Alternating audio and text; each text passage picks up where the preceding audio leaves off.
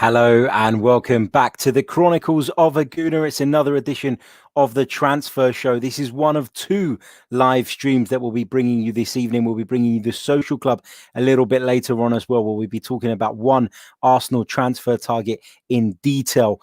So do join us for that. But for now, we're going to run through the rest of the transfer stories and take your views and opinions.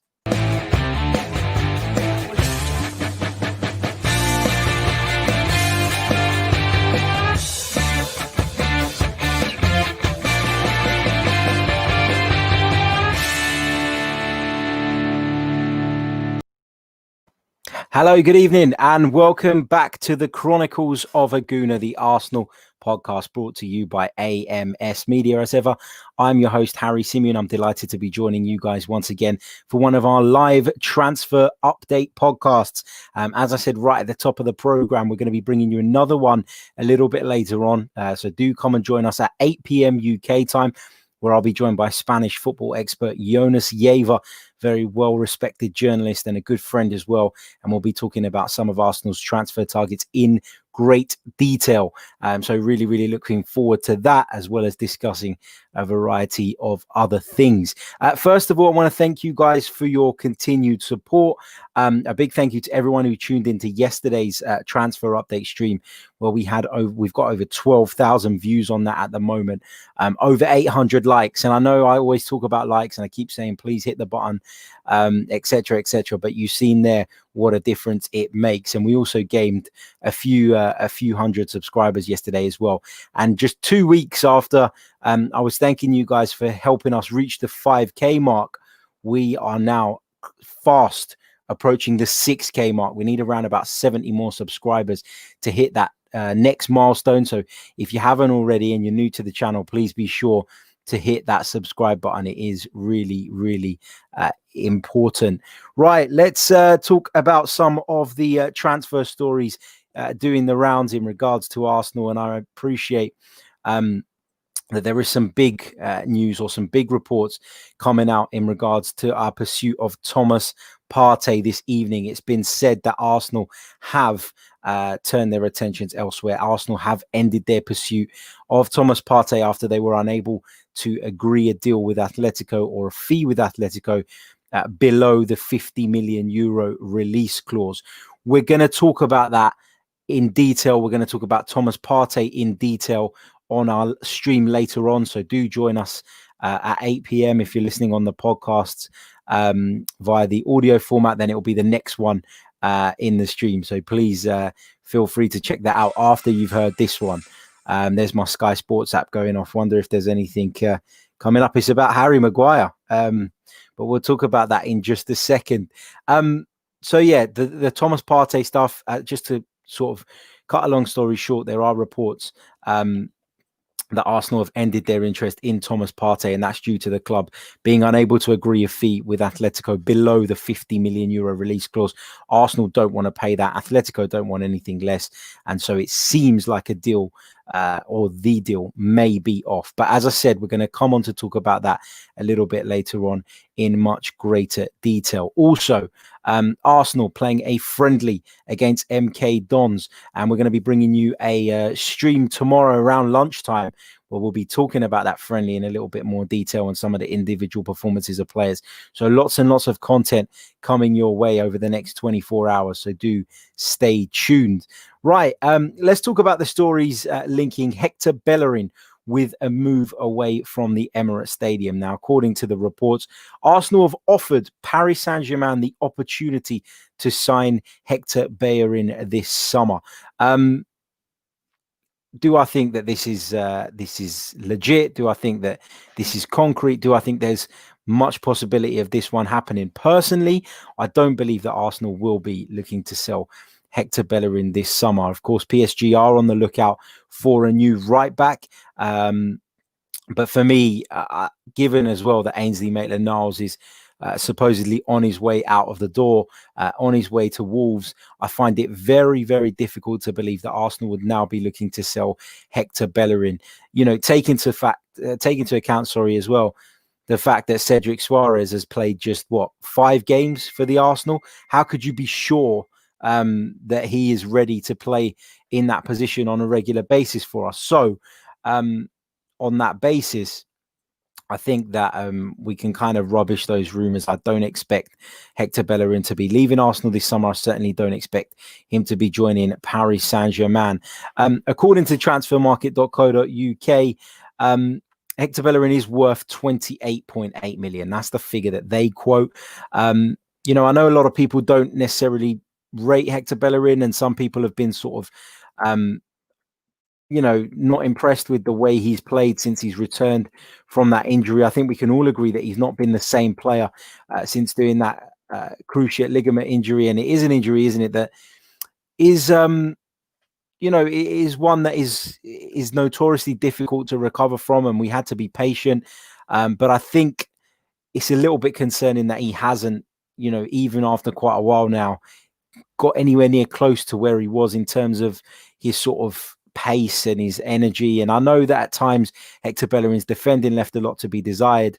I think we can all agree on that. But he always had that, that ability to get up and support play. Maybe when he did get forward, the end product wasn't necessarily what we'd have hoped and what we'd have liked, but he always had that energy and that willingness to make those runs. And hopefully we'll see Hector Bellerin return to the Hector Bellerin of old sooner rather than later. Because as I say, whilst lots of people have been impressed with the very little they've seen of Cedric Suarez, he has only played 5 games for Arsenal. So to sell Bellerin now without bringing in another right back, and considering that it looks like Ainsley Maitland-Niles is on his way out, would be crazy for me and completely nonsensical. And whilst we're looking to patch up areas in which we're a little bit light, we'd just be, I guess, making it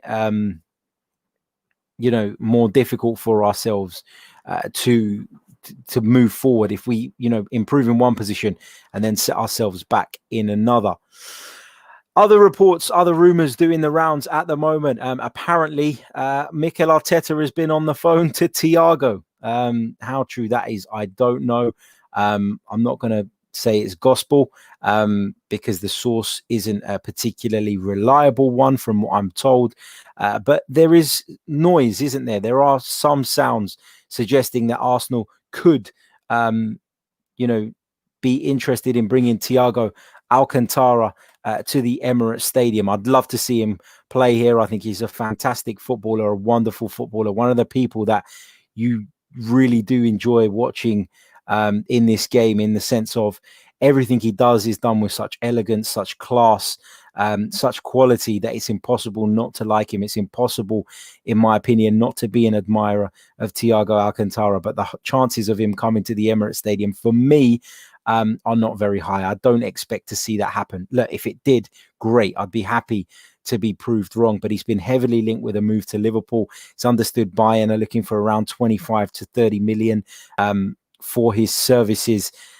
I'm not sure that Arsenal are going to be willing to pay that for Thiago.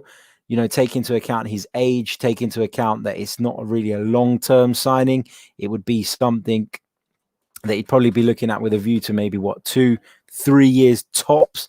So I don't expect that to happen. But as I say, I thought I'd bring that to your attention because there are reports suggesting that Thiago Alcantara has had a conversation with Mikel Arteta about a potential move to the Emirates Stadium.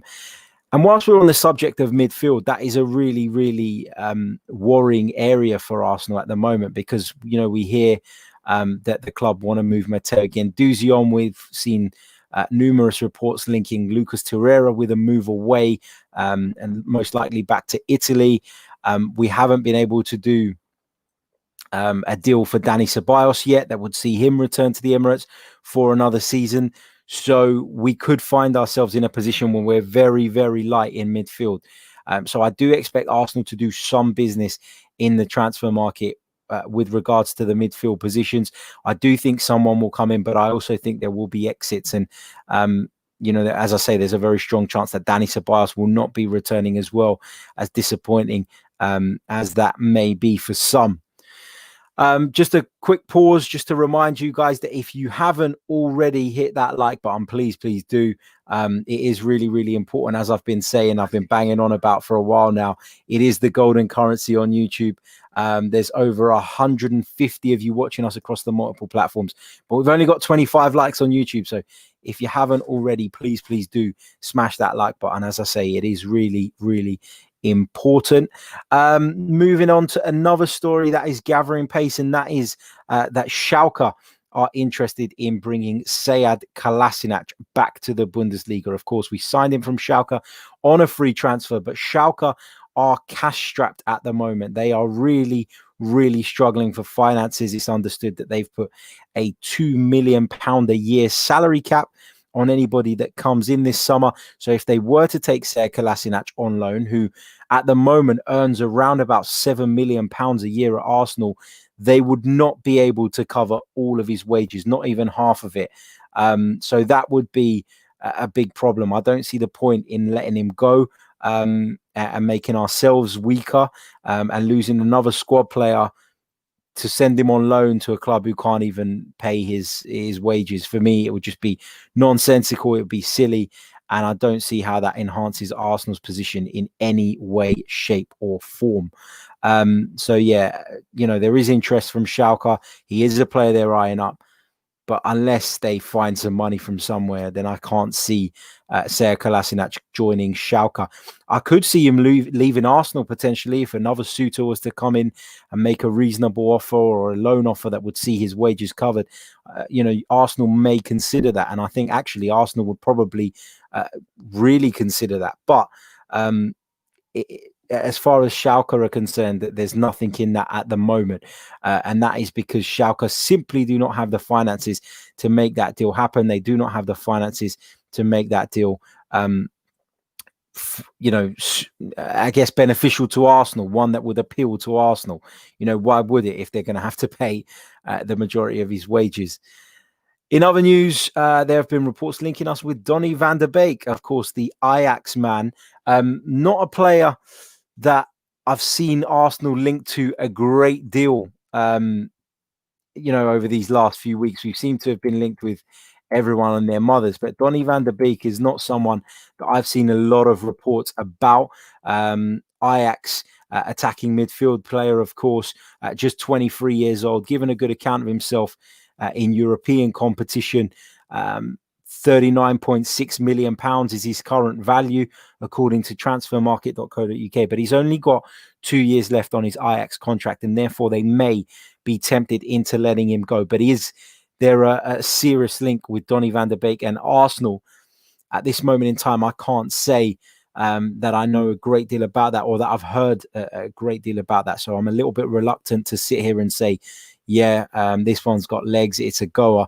But Donny van der Beek is a really talented footballer, and that is highlighted by the fact that last season in the Eredivisie, he managed 8 goals and 6 assists. That's 14 direct goal contributions in 23 league appearances, 3 goal contributions in 5 Champions League appearances. So Donny van der Beek does make a difference, in that attacking midfield position. But is he on his way to Arsenal? At this moment in time, I can't say that he is.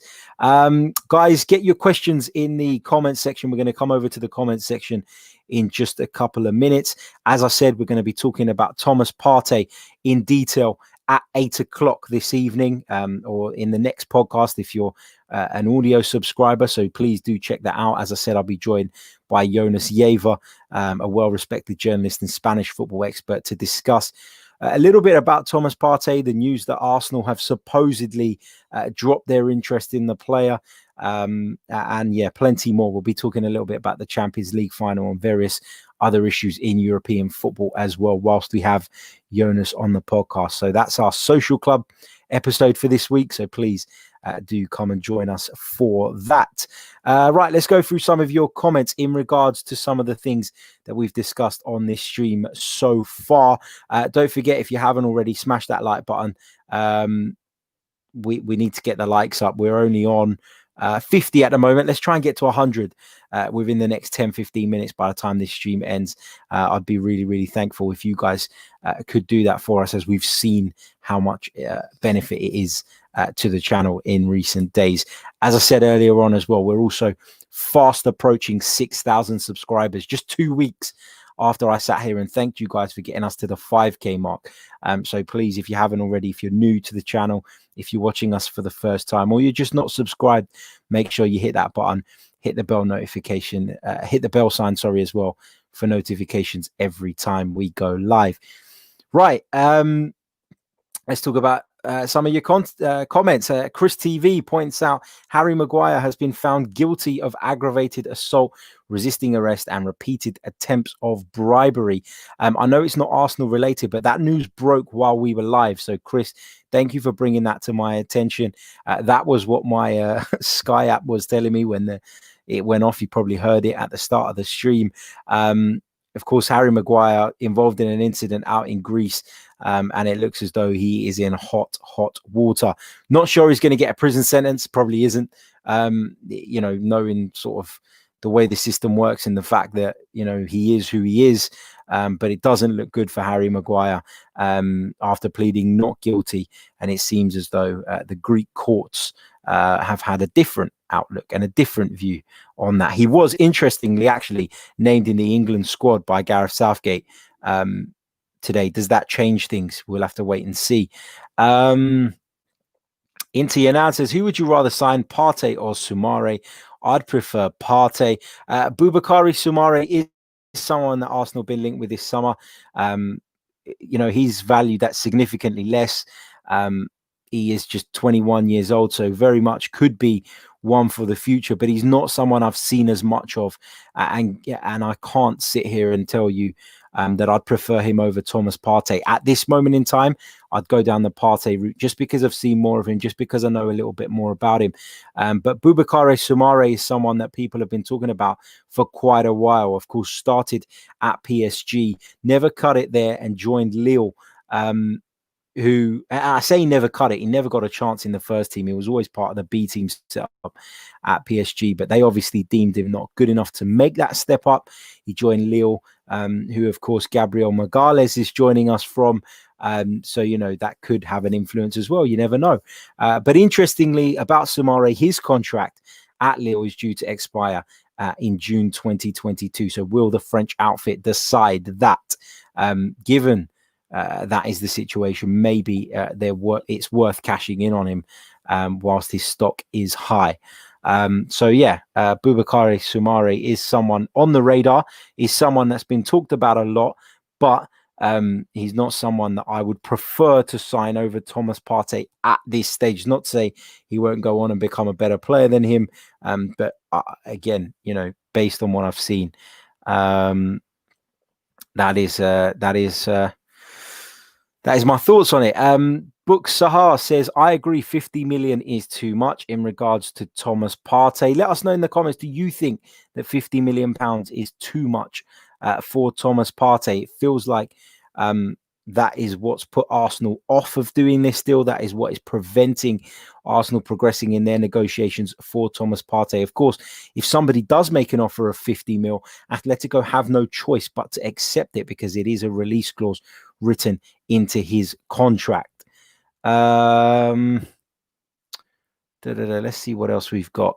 John Cover, I'm assuming you're talking about Hector Bellerin here when you say, hi Harry, how you doing? If he goes, it's good business, but that would suggest we have something in the pipeline. Yeah, agreed. I don't think Hector Bellerin would be allowed to leave unless there was something in the pipeline, unless having signed Cedric and maybe looking at someone like Callum Chambers as someone who could potentially fill in as a right back when he comes back to fitness, and maybe Mustafi as well. Maybe Mikel Arteta thinks that if he can move on Hector Bellerin and get 28-30 million pounds for him, but it allows him to then go and get a primary midfield target, he may feel that is worth it. And I'm not saying that it's not, but it'll be interesting to see if Arsenal, you know, we know Arsenal need to raise funds. We know that they're trying to raise money from certain certain people, moving them out the door. We know that we're heavily stocked in central defenders that we deem not good enough. But, they may not necessarily have the kind of sell-on values that we'd hope. So maybe moving Hector Bellerin on would be seen as a risk worth taking from Mikel Arteta if it meant that we could then go and improve our squad in other areas. What else have we got here? Let's keep scrolling through your comments. Lots of you saying that you'd rather keep Ainsley Maitland-Niles and sell Hector Bellerin. It's an opinion that a lot of people have, and it's a fair one to have. But I just think that with Hector Bellerin, he wants to be at Arsenal, and I'm not saying that Ainsley Maitland-Niles dislikes Arsenal or hates Arsenal, but all the noise that has been coming out around his future, has been pushed by his camp. It has been fueled by Ainsley Maitland-Niles' camp because he wants to play in a different position. He wants to play more regularly. He feels that he's at the stage of his career now where he can do that. So, it's all good saying that we'd rather keep Maitland-Niles and sell Bellerin, but Maitland-Niles doesn't want to play right back. That's the whole point. That's the whole reason for his unrest. It's the whole reason why him and his camp have been making noises about him moving away from the Emirates Stadium for quite a while now. It's because he doesn't want to play in that position. So saying we should have kept him and sold Bellerin, to me, it doesn't add up, because yes, that's what you want, but it's not what Ainsley Maitland-Niles wants. It's not what Hector Bellerin wants, and it's not what Mikel Arteta wants, and it's not what the club wants, and it's not what Maitland-Niles' camp wants. So it just isn't going to work. Matthew de Souza says, can't believe El Neni's still with us. Yeah, I mentioned it on yesterday's stream. Mohamed El Neni is returning to Arsenal. Whether he'll play a part remains to be seen, whether he'll be sent out on loan again or whether he'll be sold this summer. Hopefully he'll be sold. But yeah, Mohamed El Neni is someone that we've got to come back after a loan spell out in Turkey. 95 Winston, going back to Thomas Partey, says, Harry, for fuck's sake, Josh, get some euros out. Partey has a buyout clause, so there is no use haggling this time. Madrid won't lower the price. We want to party with champagne, not Asda's own brand lager. Look, if they really want him, then yeah, we've got to cough up the money. It's as simple as that. You're right. Atletico have a release clause, and they're unwilling and unlikely at this stage in the window anyway to accept anything less than that. But as I said earlier on, we're going to talk about Thomas Partey in a little bit more detail on this evening's edition of the Social Club. So we'll be going live at 8 p.m. again after Arsenal's friendly with MK Dons. I'll be joined by Jonas Yeva, Spanish football expert and a well-respected journalist, to discuss the Thomas Partey situation, among other things. So come and join us again at 8 p.m. for that. Ogachukwu says, when would Oba and Gabriel be announced? Well, we know that Gabriel has had his medical.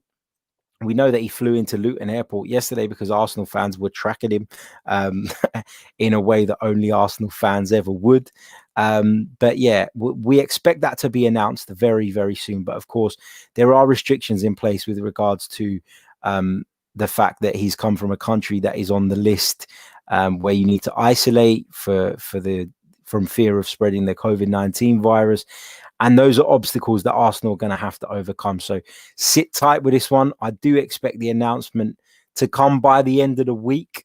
My guess would probably be Friday, if I'm guessing, but it is just a guess. It could be any time now. But the announcement on Gabriel is imminent. And I'd say the same about the Pierre-Emerick Aubameyang situation as well. Now, of course, Aubameyang is said to have already agreed a contract extension with the club, but just like the Gabriel thing, we think it's done, but we haven't had official confirmation. Mikel Arteta is due to face the media ahead of the Community Shield final at the weekend, and you suspect that Arsenal may squeeze these announcements, or at least one of them, in before the Community Shield, because otherwise the press conference is going to be dominated, isn't it, by that kind of talk? And I don't think Arsenal would necessarily want that. So yeah, talking about Donny van der Beek, Stan the Man says Donny van der Beek is a different gravy.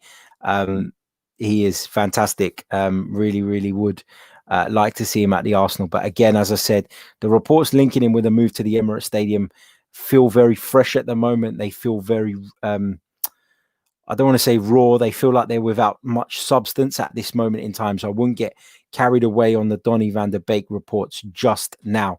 Almost 200 of you watching us now on the multiple platforms. So if you haven't hit the like button, guys, please do so, especially if you're watching us on YouTube. We've seen what an increase in views and subscribers we've had over the last few weeks when you guys have been doing that and action in that. So please do so.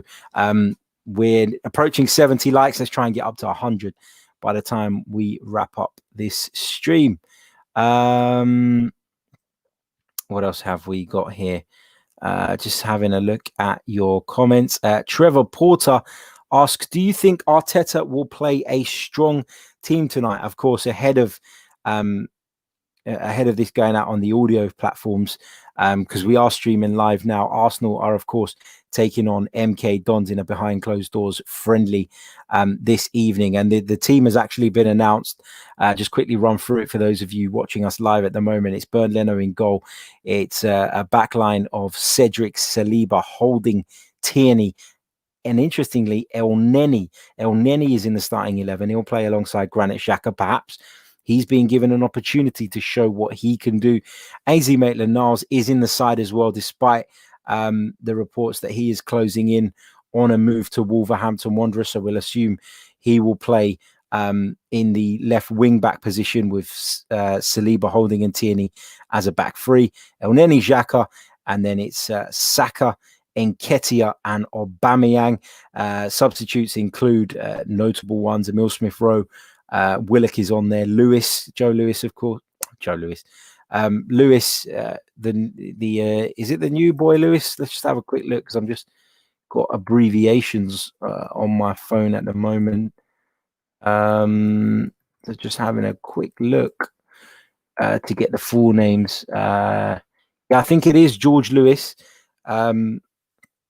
I think it is George Lewis that's in the side, although I've just got an abbreviation here. So I'm assuming that he is the man that's on the bench. Nelson, Smith-Rowe, John Jules, etc., etc.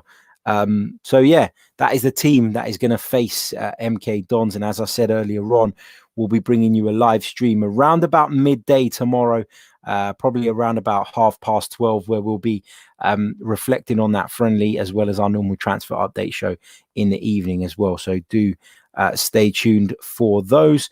What else have we got here? Ramon asks, do you think the pending arrival of Dennis Bergkamp would bring us an advantage in the Dutch market? First of all, I wouldn't say it's a pending arrival for Dennis Bergkamp. There have been reports of it, but there's nothing concrete at the moment that says that Dennis Bergkamp is definitely joining Arsenal, to my knowledge anyway.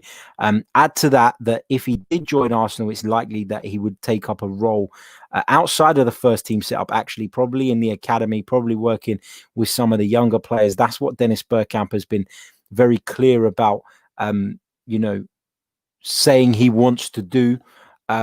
So yeah, yes, Dennis Bergkamp would be a great addition, and I'd love to see him come back to the Arsenal in some capacity. But will it give us an advantage in the transfer market? I don't know. Maybe not. Maybe it would help us in attracting younger players, sort of in the youth setup, if that is indeed the kind of role he takes up if he does join Arsenal. But I don't think it would be. It would be it would make a major difference in terms of bringing in ready-made players from the Dutch sort of scene. Right. Just going to pick up one more question before we lock off. We're approaching the half an hour mark. A massive thank you to everyone for tuning in again. Gino says, with Leno playing tonight, what does that mean for Martinez? I think Leno would probably get a game. Leno would probably still be Arsenal's number one, in my opinion. As good as Martinez was, I don't think that Leno did anything wrong to suggest that he should be dropped. Martinez is a very different type of goalkeeper. I've always maintained that, in the sense of I think that Leno is a more modern day goalkeeper, whereas Martinez is a little bit more old school. I prefer the old school type, but you need to be competent with the ball at your feet like Bernd Leno is. You need to have certain characteristics in order to play a certain style of football. And Arsenal kind of went back to basics a little bit towards the end of the season in an attempt to get over the line to win the FA Cup, which we did successfully. But for me, Leno is still Arsenal's number one goalkeeper. Of course, Martinez played right up until the end of the season, which is probably why he's not involved here as well. So I wouldn't stress too much about this. I wouldn't say it's a concrete sign of what's going to happen in the season to come. It is a friendly. It is our first friendly. It's probably going to be the only one. Maybe we'll squeeze another one or two in even between the Community Shield and the start of the Premier League campaign. But the preparations this season are very different. The time is very limited given everything that's gone on. And I just think that Mikel Arteta is probably just protecting Emi Martinez a little bit. It gives Bernd Leno a chance to build up his fitness again as well after that horrible injury. So, look, I don't think it spells the end for Martinez's time at Arsenal. But as I said, if you're asking me who I think will start the Premier League campaign as the number one, it's hard to see anyone other than Bernd Leno taking up that mantle. Right. That brings us to the end of another transfer update show. A massive thank you to everyone for tuning in. Smash the like button if you haven't already. Subscribe if you haven't already. And we're going to be back a little bit later on, as I already said, at 8 o'clock after the Arsenal friendly with the MK Dons. We'll be bringing you this week's edition of the Social Club, a show in which I'll be joined by Jonas Yeva, Spanish football expert and well-respected journalist, and we'll be talking in detail about Thomas Partey. So if you feel like I kind of went around the Partey news, which is probably the biggest story actually in regards to Arsenal and transfers today, then there was a reason for it, and we're going to be coming back to it later on in a lot more detail. If you're listening on audio, you can check out the next episode that'll be available shortly, and you'll find the in-depth discussion there. So until next time, take care of yourselves, enjoy the friendly, and we'll be back very, very soon with more. Ciao.